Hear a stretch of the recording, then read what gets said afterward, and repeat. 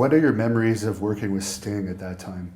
Sting was awesome, man. He was, me and Sting talked one time, and he said, Sid, I'm not an idealist like you, but he said, I work well with people who do have good ideas, and we had some really good matches.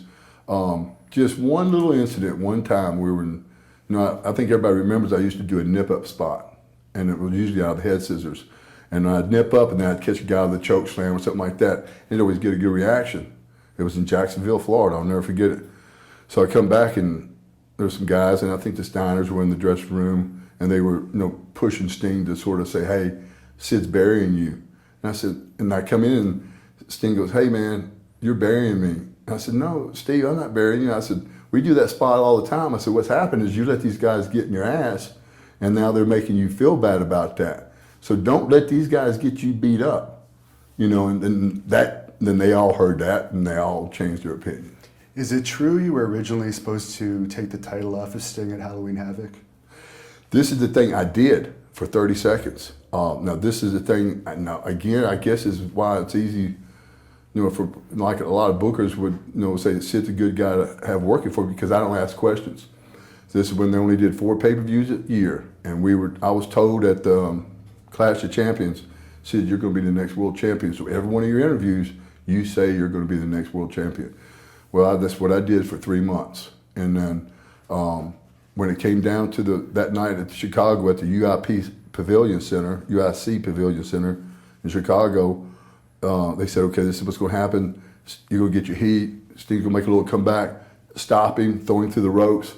He's going to go through the back door. I think I might put him through the back door. And then you go back to the ring. He's going to come back to the ring holding his head.